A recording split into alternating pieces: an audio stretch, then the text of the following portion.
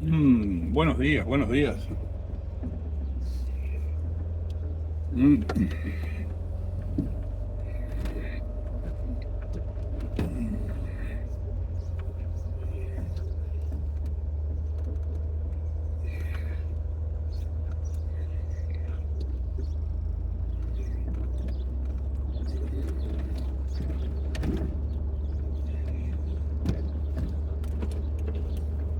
Ahora sí, estaba comiendo una galletita buenísima. Unos filipinos. Galletita redonda con agujerito, rodeadas, bañadas en chocolate. Maravilla. Como habrán leído acá el título, ¿no? Que para algo ponemos los títulos. Hoy tenía ganas de hacer uno de estos videos, además de aprovechar que está maravilloso para andar en coche. Maravilloso, una temperatura ideal, no hace tanto calor, no hay viento. Está un poquito nublado, un manto de blanco. Bueno, decía, como dice el título acá, hoy quería hablarles de uno de esos temas como fundamentales en la radioafición. Pero me gustaría hacerlo desde el punto de vista simple, desde un punto de vista pedagógico, para la gente que no es experta en tema de radioafición. Esto es, como muchos de los videos que armamos, tienen un nivel para que muchísima gente lo entienda porque no tiene la complejidad o las fórmulas matemáticas o el nivel tan retorcido que existe en la realidad. ¿Está bien? Esto que hoy voy a comentar es una simplificación intensa, muy fuerte de la realidad. ¿Por qué una simplificación tan grande? Bueno, para que sea fácil para la mayoría. ¿Está bien? Acá no vamos a hablar de fórmula. Hay gente que sabe muchísimo más que yo de antenas. Hay una cantidad de material en libros, videos, YouTube, radioaficionados, dando mucho detalle en estos temas. Así que este video, diría, no es para radioaficionados. O es para un radioaficionado que está empezando y que quiere, bueno, empezar a entender de qué van las cosas. Ya en varios videos dijimos que había, otra vez, para hacerlo simple, dos tipos de transmisiones de radio. Si pensamos, la transmisión de radio no es más que un impulso eléctrico en una antena, que es el irradiante, y eso produce una onda eléctrica, una onda de radio al final, que viaja por el aire y llega a otra antena. En la otra antena se recibe y pasa a un equipo que es un receptor.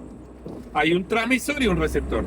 Hoy en día, bueno, no todos, pero muchos de los equipos radioaficionados son transceptores, transmisor, receptor. Cuando aprieto, transmito. Cuando no aprieto, lo que se llama el PTT, el botón del micrófono, recibo. El equipo está siempre recibiendo y cuando yo quiero, transmito para verlo así. ¿Está bien ahí? Entonces, lo primero que hay que entender es que la electricidad que yo voy a enviar con una determinada onda, con una determinada frecuencia, con una determinada modulación, todo esto es complejo, hay otros videos, pero básicamente podríamos decir que un equipo, un transceptor, lo que hace es mi voz la mete en una frecuencia, de una determinada frecuencia, 28.250 por darle un número, y la manda al aire en forma de electricidad mediante una antena. Manda electricidad con una determinada frecuencia, 28 y pico, que son 28 megahertz y algo. Bueno, no quiero entrar en temas muy técnicos, primero porque si no, no terminamos de ver el video, y después, esto es un video para iniciantes, para principiantes, para empezar a entender algo de la radio. Lo primero que hay que entender es que hay un montón de frecuencias en las que los radioaficionados podemos transmitir. Mucha frecuencia, y cada vez hay más. Ahora abrieron una nueva frecuencia de 8 metros, se llama. Bueno, Estas frecuencias son muchas, bueno, decía, pero ahí otra vez vuelvo al tema anterior que me derivé. Hay frecuencias o dos tipos de frecuencias.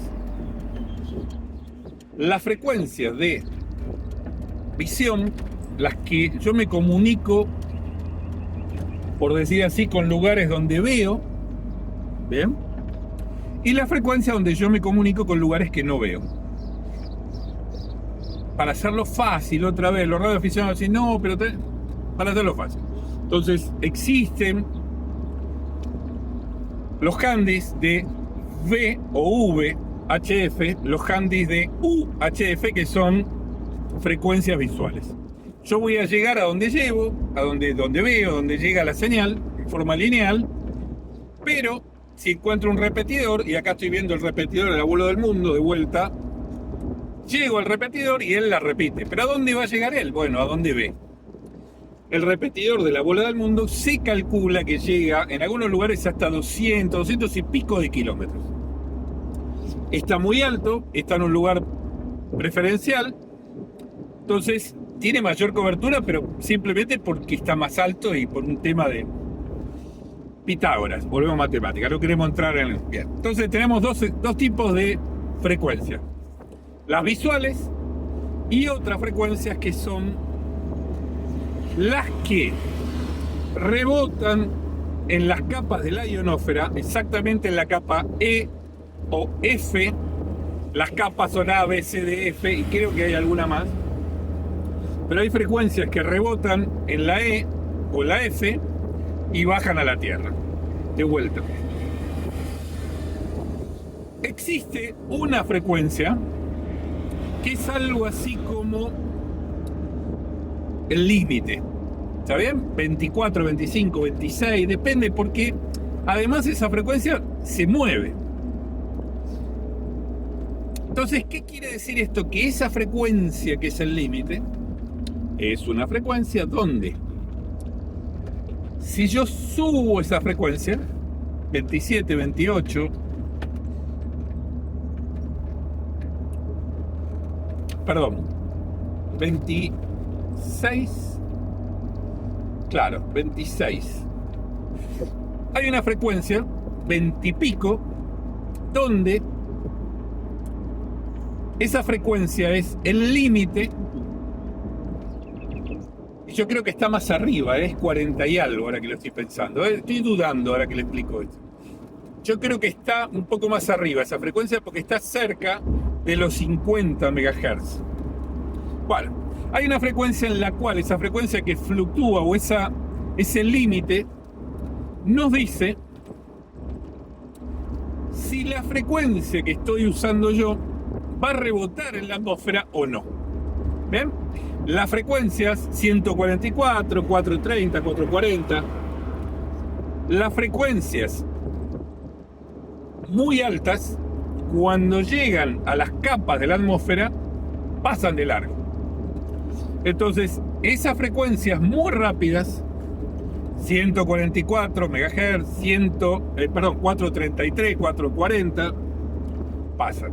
Ahora, cuando empiezo a bajar la frecuencia y ya no tengo 144, sino que tengo 70, 50, 20, 24, 26, 28, entonces esas frecuencias, y dependiendo de esto que decía, de ese límite, empiezan a rebotar y caen. No es un rebote espejo, sino que es un rebote medio curvado. Bien, es como que la capa E o F está ionizada, bien, está cargada con iones, y eso produce que la frecuencia, por ejemplo, la de 28 MHz, la de 10 metros, después tenemos 11 metros, que es 27 y algo. Las frecuencias tienen como dos denominaciones: los metros de la onda de la sinusoide completa y la frecuencia real que hay que poner en el equipo. 28, 230 es la frecuencia del equipo, pero realmente esa frecuencia es una frecuencia de 10 metros. 14, 200, por elegir un número aleatorio, es una frecuencia, la frecuencia real del equipo, la frecuencia 14, la de 20 metros. Por otro lado, eso se transforma, bien, los 14 se transforman a 20 metros. 14 la frecuencia llamémosle del reloj.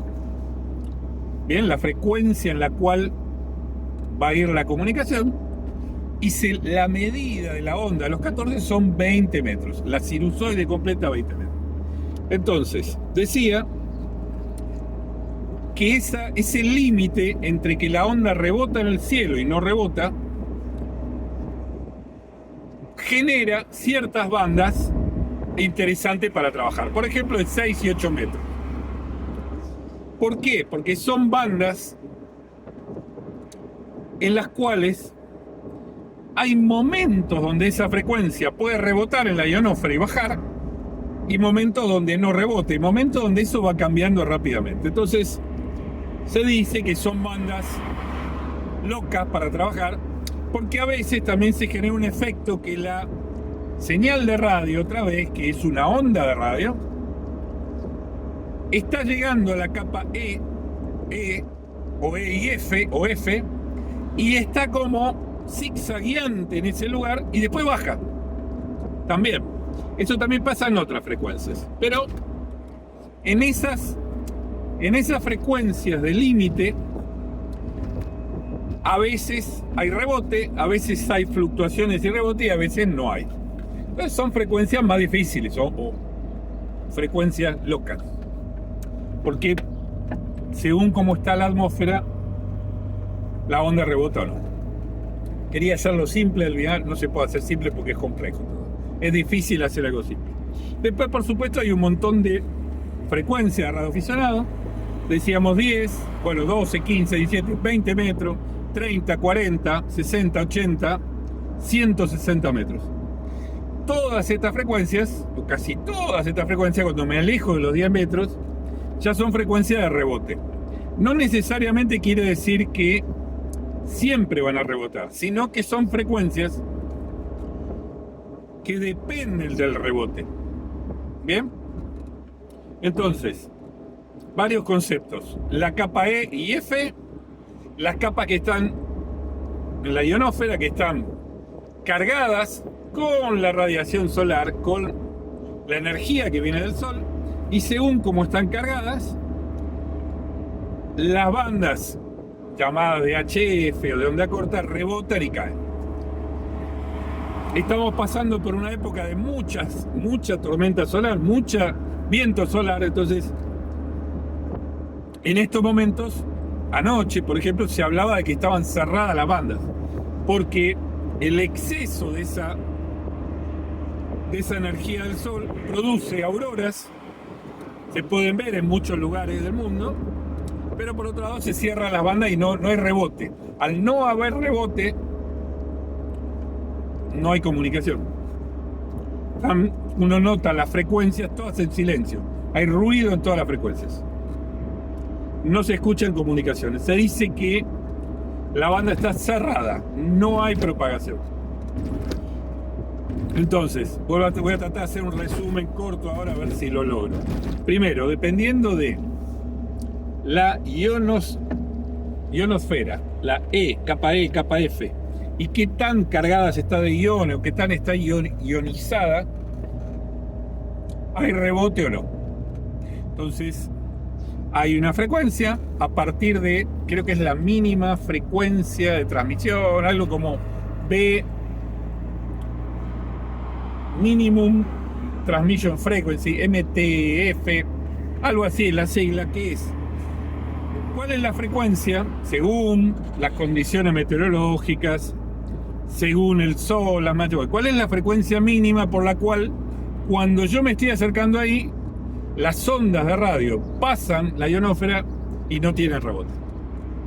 Entonces, eso me va a decir qué tan abierto o cerrado van a estar ciertas frecuencias, ¿no? Por ahí la frecuencia de 10, 12, 15 pueden no estar aptas para ser comunicadas. Siguiente tema, junto con esto, es decir, según qué tan ionizada está la capa E o F,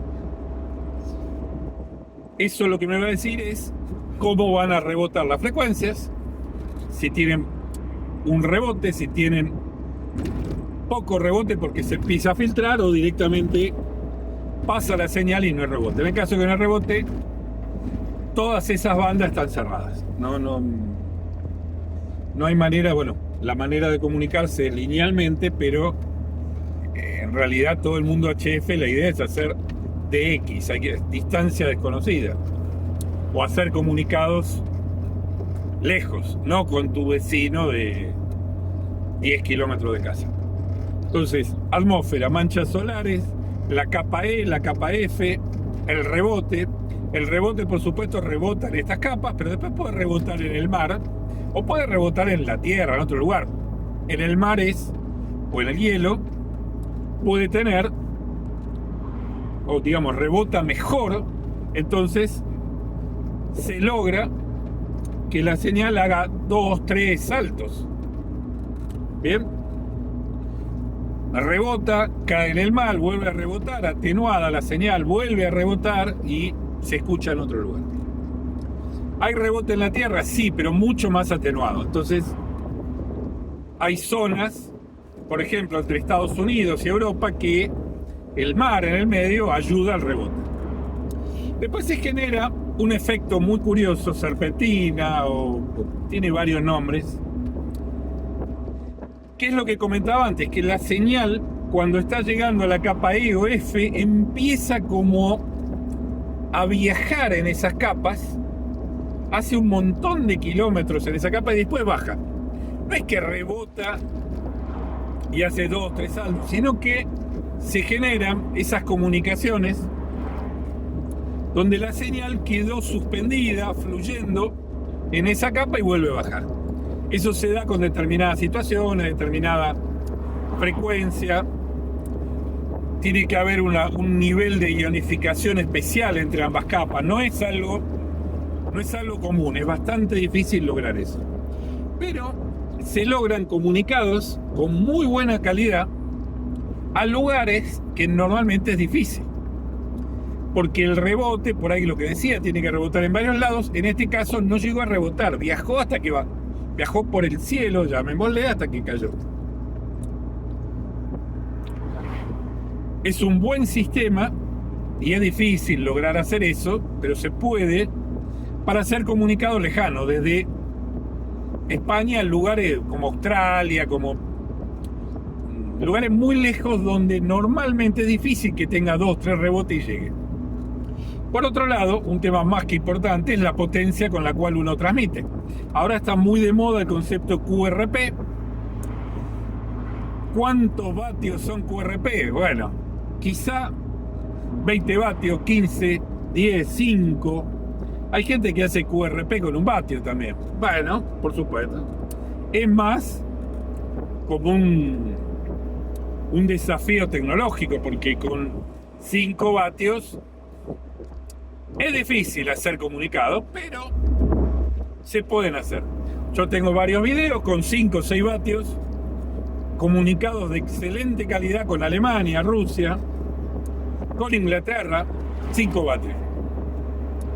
¿Es lo mismo 5 vatios que 10, que 20, que 100 vatios? No, claramente no es lo mismo. Lo que ocurre es que en un momento de muy buena propagación, quizá con 5 vatios se hacen comunicados que en otro momento no se podrían hacer ni con 100. ¿Bien? Entonces,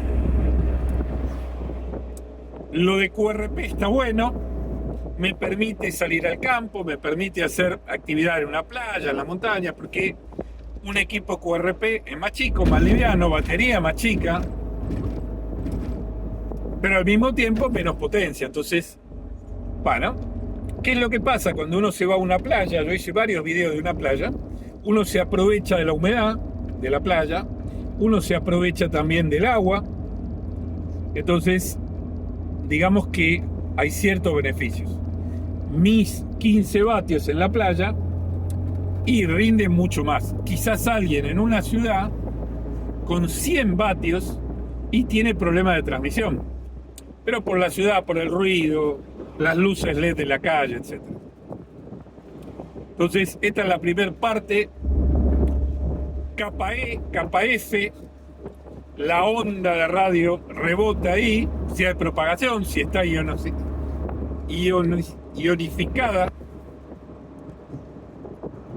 Eso lo que termina haciendo es que baje la señal. En ciertas situaciones la frecuencia entra en esas capas, en la E, entre la E y la F, en la F, y baja aún más lejos. Más potencia, bueno, evidentemente estoy gritando más, tengo más probabilidad. Menos potencia, no necesariamente la potencia es todo.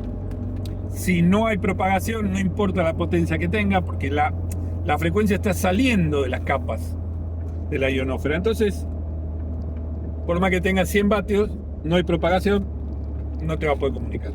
Cuando hay una muy buena propagación, 5 vatios, y también te va a poder comunicar, ¿entendés? Depende de la propagación. Parte del arte del radioaficionado es entender estos conceptos para ver si es un momento bueno para hacer radio o no. Personalmente me gustan 20, 40 metros, algo de 10, porque tengo 2 antenas que suelo usar en esas bandas. Uno ya conoce más o menos los horarios de la banda. Durante el día suelo usar 10 metros, después al atardecer 20, 40 depende, hay veces que de día, de noche. Y uno termina aprendiendo de propagación de antenas. Y eso ayuda a que los comunicados tengan más probabilidad de realizarse. Cuando yo muestro los videos, todos son videos auténticos, sin corte, sin edición, sin preparación. Paro con el coche, armo la antena, coloco el transmisor, 20 vatios máximo, aprieto y empieza a hacer comunicado. Esto no está preparado. Empieza a haber una condición de antena, de hora, 20 vatios, conocimiento de cuándo es la propagación, y eso ayuda a hacer eso. No es casualidad, ¿no? Volvemos. A la suerte hay que ayudarla, y cuanto más practicamos y más sabemos, más le ayudamos a la suerte. Segunda parte, minuto 20. Segunda parte, las antenas. Alguien me dijo el 70, el 80% de una estación es la antena. Bien, la muestra es que con 5, 10, 20 vatios se pueden hacer comunicados maravillosos, muy lejos, con muy buena calidad, con menos de 20 vatios. ¿Está bien? Se puede hacer eso. Con 100 vatios es más fácil, y bueno, sí. Por otro lado, 100 vatios no son 5 veces más potencia que 20. 20 vatios, yo creo que eran como 15 dB, si no me equivoco, 13, 15 dB, y 100 vatios, si no me equivoco, eran cerca de 22 dB. ¿Qué quiere decir esto? Que, 100 vatios son mucho más que 20. Son, en teoría, 5 veces. Pero, a nivel radioafición, podríamos decir que es, no sé si decir el doble, porque por ahí ni siquiera llega al doble, ¿no? En dB. Entonces, eso quiere decir que, por supuesto que ayudan los 100 vatios, por supuesto que ayudan la antena mejor o peor, pero que un equipo de 100 vatios no son 5 veces más potencia real que un equipo de 20. Porque hay otros componentes en medio. Y además los dB que hablamos no son 5 veces. Bien. Por otro lado, si uno quiere ir al campo y quiere hacer radio afuera, Y un equipo de 100 vatios, ya tengo otro video de esos, requiere una fuente de potencia importante, una batería importante. Achica el tiempo, la batería es más grande, más pesada. Muchas veces 100 vatios en el campo es una barbaridad porque no hace falta, se logra el mismo contacto quizá con 50 vatios o con 30. Entonces, un equipo de 100 vatios está bien, pero si uno lo va a usar en el campo, no hace falta tirar 100 vatios. Pero vuelvo a la antena, segunda parte, la antena. La antena es fundamental. Hay varios, vi un documento de 200 tipos de antenas. Bien, otra vez, es un video simple presentando esto de una manera casi naif. Hay varios tipos de antena. Tienen que ver cómo es la antena. La antena dijimos que es un irradiante, es un conductor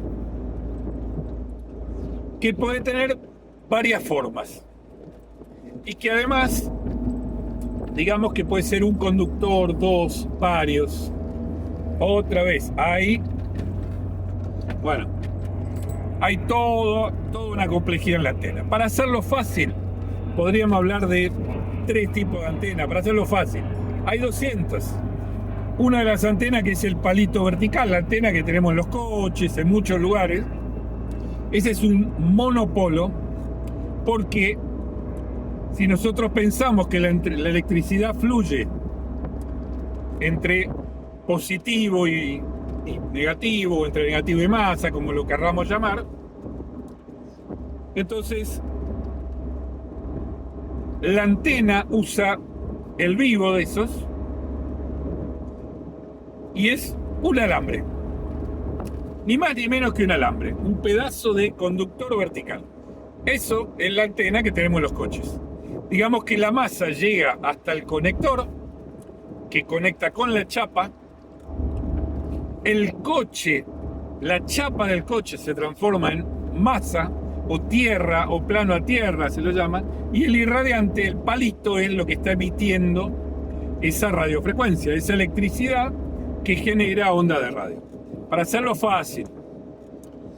Después hay antenas que llaman dipolo o dos polos, donde los dos cables, llamémosle el vivo y la masa, el vivo sale en un alambre, la masa o la malla sale en el otro. Dos polos. Esa antena dipolo, normalmente se las coloca horizontal o en forma de techito de casa. También se le puede dar distinto ángulo a ese techito, no siempre es 45 grados, a veces un poco más, un poco menos. Bien, otro tipo de antena. Después tenemos otro tipo de antena, tipo Yagi se llaman, donde hay una antena dipolo, pero que delante y detrás se colocan otros no alambres, son caños de aluminio, conductores delante y detrás.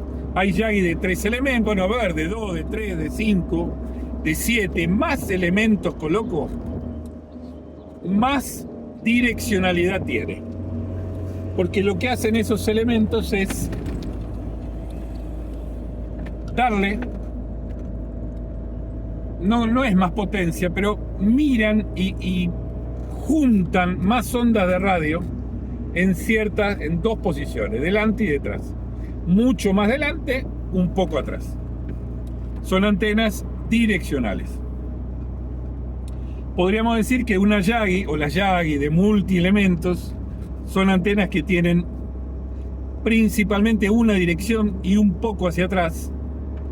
Después tenemos los dipolos, que tienen 2 direcciones, de un lado y del otro. Y después tenemos las antenas verticales, que son omnidireccionales. Como la antena vertical está escuchando 360 grados. Repito, todo esto es muy sencillo para la gente que no es experta de antenas. Antena vertical, antena dipolo y antena de múltiples elementos direccional. Podría hablar de una parábola, bueno, como una antena extremadamente direccional, es como si fuese un haz de luz lo que mira, bueno. Repito, vi un libro con 200 tipos de antenas, 200, ni me imaginé. Hay antenas cuadradas, hay antenas circulares, hay antenas cuadradas doble, triple, hay antenas dobles, de doble dipolo, araña, con un montón de cables que salen del centro, de lo que se llama el balun. Hay antenas desbalanceadas. Hay una antena que se llama end-feed, alimentada en un extremo, que realmente es un alambre, bien, como si fuese una antena vertical, pero es como un alambre largo, horizontal. Normalmente se puede colgar, pero si no se la usa horizontal o en ángulo. En fin, para hacerlo simple, verticales, antenas Yagi de múltiples elementos, y después los dipolos, dos polos colgadas en diagonal. Normalmente, cada uno puede. Hay distintas. Bueno, ¿qué pasa con las antenas? Que según la antena que tengo yo, estoy mejor preparado para hacer cierto tipo de comunicados. Bien, entonces conectamos el tema de la propagación, de qué tan ionificada está la atmósfera, bien, lo que decíamos antes, las capas E y F, donde rebota los HF. Por otro lado, lo conectamos con la antena. Una antena vertical sale en 360 grados. Las antenas tienen un lóbulo, se llama, algo así como cuál sería la forma en que está emitiéndose esa onda de radio, que puede variar.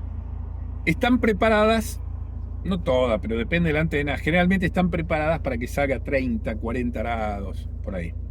¿Por qué? Porque si la antena sale horizontal, empieza como a ser alterada por los objetos que hay en la Tierra. Si está muy arriba, recordemos que rebota y cae cerca.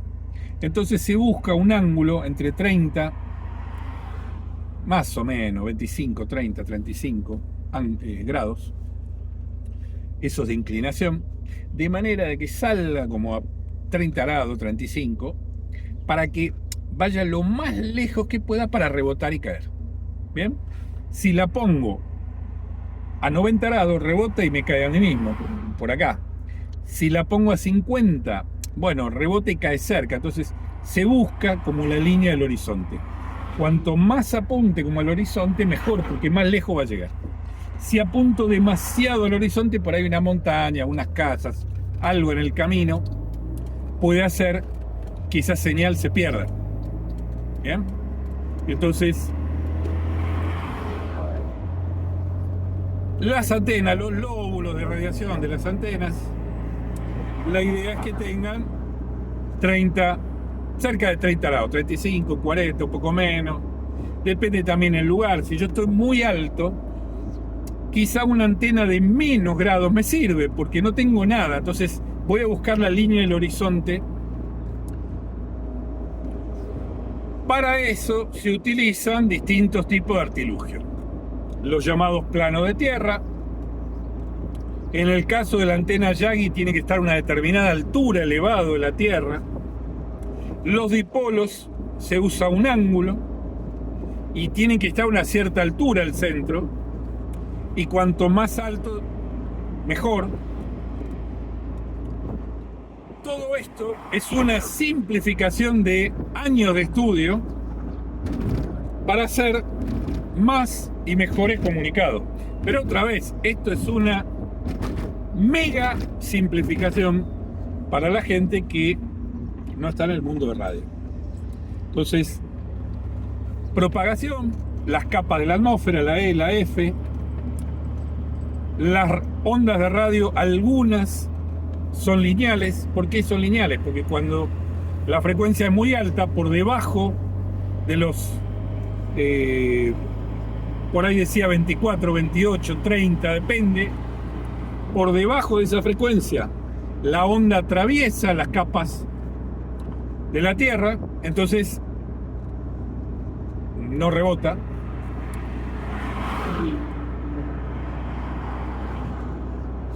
¡Wow! ¿Cómo venía este pibe?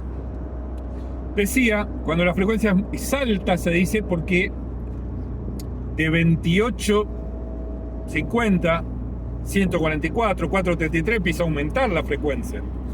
La microonda, el giga, ¿bien? Los gigahercios, la frecuencia, imagínense que 5 gigahercios es el wifi que tenemos en casa, es cortita, la antena de centímetros. Eso, aunque yo le dé mucha potencia, va a pasar las capas de la atmósfera, no rebota. A medida de 28, cercano a entre 40, 28, 14, 7, 3,5, 1,8. Bueno, esas son frecuencias de HF, donde si está ahí ionificada la atmósfera, rebota. No siempre rebota, no siempre está ionificada. Existe también los comunicados Tierra-Luna-Tierra que se hacen en VHF, donde lo que se busca es una frecuencia, mucha potencia, antenas Yagi de múltiples elementos para apuntarle a la Luna, rebota la Luna y baja. Y se usa la Luna como rebote en lugar de las capas de la ionosfera. Se puede hacer, yo lo he visto eso. Bueno, necesitas potencia, necesitas antenas de múltiples elementos direccionales, necesitas los rotores, porque la Luna se está moviendo, entonces necesitas que la antena le esté apuntando a la Luna todo el tiempo. Más complejo. Se puede hacer. Entonces, pasamos por... Uy, viene un Ferrari atrás mío. Qué lindo coche. ¿Escuchan o no? Voy a ver si me pasa. Qué lindo coche.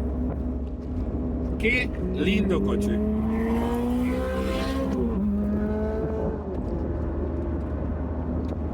Es lo que tiene vivir acá, ¿no? Uno escucha Porsche, Ferrari, Lamborghini.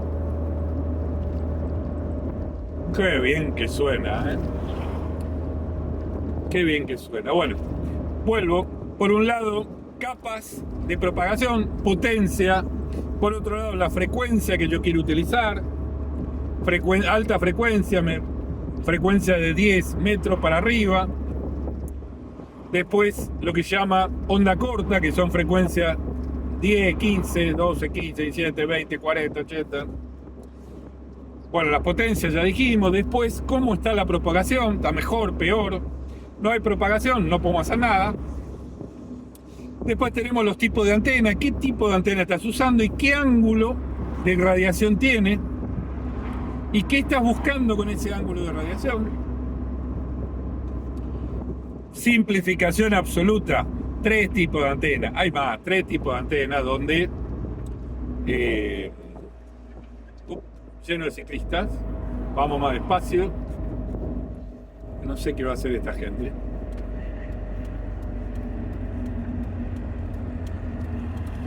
Decía 3 tipos de antena. Hay más. Así 200. No sé si 200, pero quizá hay 50 ideas distintas sobre antenas.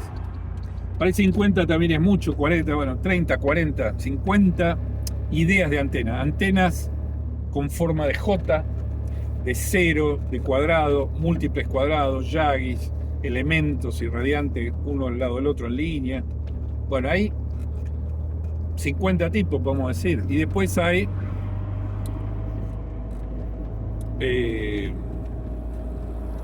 cuidado que tengo ciclistas por todos lados. Tengo que ir despacio, esquivándolo, que es un peligro. Tengo que pasar a más de 1,5 metros despacio. Entonces, todo esto que acabo de hacer hoy en este video, la idea es una pincelada de cuáles son las cosas que hacen los radioaficionados. Más allá después de la marca del equipo que quiera, de me gusta aquel, me gusta el micrófono así, asala. Bueno, potencia, capa, ionificación, rebote, línea visual, qué tipo de antena tengo, los horarios, cómo está esto está afectado. Hay horarios al atardecer, de la noche-día, que uno aprovecha para hacer los caminos largos, se llama de España a Australia, y se usa la línea de día-noche, es una sinusoide irregular. Bien, entonces se usa esa línea de día-noche o noche-día para aprovechar en ciertos comunicados, aprovechando esa particularidad de la ionificación. Entonces hay algo que se llama el paso largo, que tiene que ver con esa aprovechar esos fenómenos meteorológicos.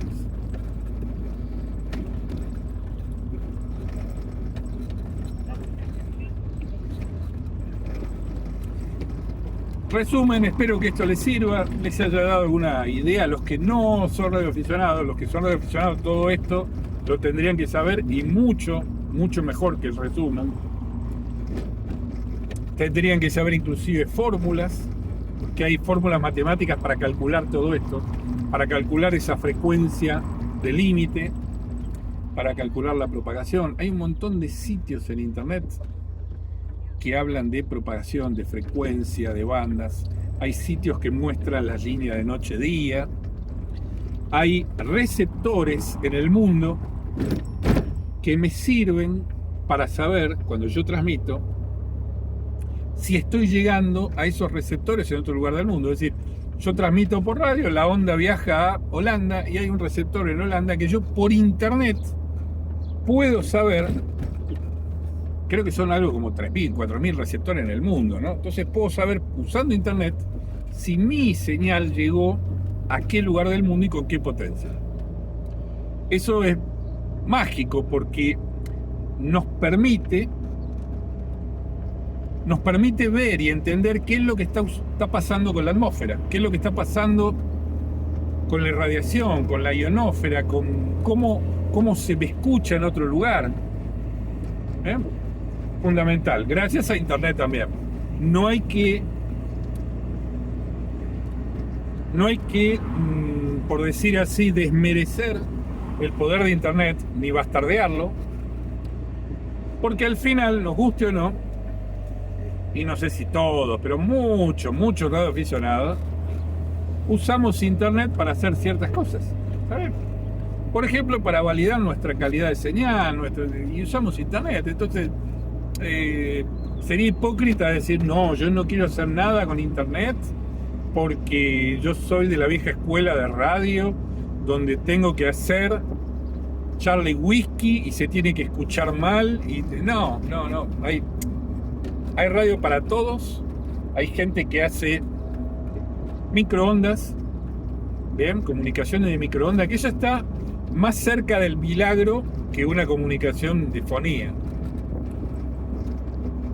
porque tiene unos equipos especiales, porque requiere doble frecuencia, porque hay problemas de pérdida de señal muy grande, requiere los LNB o los equipos de adaptación de esa señal, requiere hacer una se llama transfrecuencia, requiere modificar a veces la frecuencia, subirla o bajarla, para poder aprovechar o para poder evitar, si podemos decir, las pérdidas de frecuencia. En fin, hay radio de muchísimos tipos. De hecho, hay gente que considera que celo no es hacer radio. Bueno, cada uno puede sacar sus conclusiones.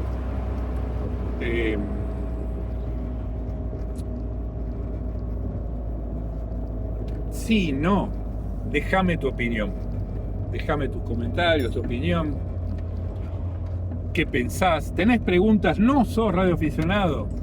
¿Tenés preguntas, dudas? ¿Querés ser radioaficionado? Deja unos comentarios. Siempre algún algún radioaficionado cercano te va a poder ayudar a donde estés, a tu país o a tu ciudad, o hay radioclub en un montón de lugares para participar. Repito, espero que esto les sirva a aquellos que no conocen el placer de hacer radio, aquellos generalmente, gente que no es radioaficionada y que tiene curiosidad. Al final el radioaficionado no es ni más ni menos que un hacker, iba a decir no tecnológico, pero hay tecnología también. Entonces, un hacker con otras herramientas. ¿Bien? Termina siendo un hacker con otras herramientas. En vez de usar un ordenador, internet, antenas de Wi-Fi, utiliza potencia, antenas, protocolos, en vez de TCP/IP. Acá tenemos Charlie Whiskey, fonía, banda lateral, tenemos comunicación en microondas, packets, tenemos SSTV, no me quería olvidar, Slow Scan TV, imágenes mandadas por radio, muchas maneras de hacer comunicaciones. Un hacker de las comunicaciones. Bien, entonces, si hay un montón de cosas tecnológicas que a vos te gustan en el mundo informático, y bueno, la radio está ahí pegada, está ahí al lado. La radio no es algo aburrido, porque lo mismo que en el mundo hacker, no es que está todo resuelto. Así como en el mundo hacker existen los scripts kiddies, o los pibes que copian un script, lo prueban, funciona, mirá, hackeé, no. Vos no hiciste nada, copiaste y pegaste esto, bueno. En el mundo radio también podés hacer eso. Compras un equipo, una antena, un cable, lo pones. Pero en el mundo hacker y en el mundo radioafición, lo que, digamos, predomina son la gente que está buscando llegar a más, algo distinto, algo de otra manera, bajar la potencia, 5 vatios, ver si con 5 vatios se conecta y hace un comunicado con alguien lejos. Ese tipo de cosas. El laboratorio de antenas. ¿Por qué uno haría una antena? Si hay un montón de tipos de antenas, y hay un montón de antenas que uno va y las compra por 40, 50 euros o menos. ¿Por qué uno haría una antena? Bueno, porque está experimentando, explorando. Está buscando algo distinto, está haciendo el ejercicio de probar algo. ¿Por qué? Bueno, porque da placer. Lo mismo dice, bueno, pero te comunicaste, yo me comuniqué con China, creo que eran 12.000 kilómetros. Y si vos con WhatsApp llegás, bueno, sí, pero en el mundo radio implica que yo usé esa ionificación, o ionización, por ahí es mejor, usé esa ionización, usé 15 vatios, tuve que buscar un lugar donde poner la antena, ¿entienden? Es decir, buscar el momento. No es la instantaneidad y la certeza de que yo mando un email y hay un tipo en China con el email que lo recibe. No. Al revés, quizás todo lo contrario. Es, yo salgo y no sé qué voy a hacer. Después, con el tiempo, uno ya, según el horario, la frecuencia, la antena, uno ya más o menos sabe que te vas a encontrar. Pero todo esto es cambiante. Esta época estamos hablando del viento solar intenso que hay, que llega incluso a generar auroras boreales australes en épocas y en momentos que no eran normales, pero tiene que ver con una tormenta solar.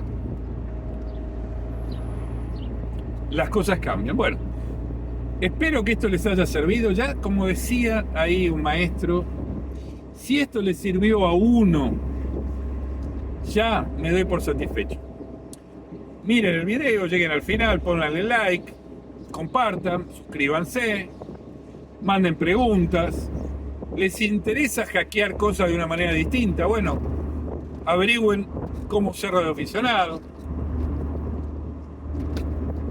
Y espero verlos en un próximo video, que me vean en el próximo video. Me escuchen, me escriban, si puedo, los ayudo como siempre. Será hasta el próximo. Ay, qué bueno este paseo. Chau, chau, chau, chau.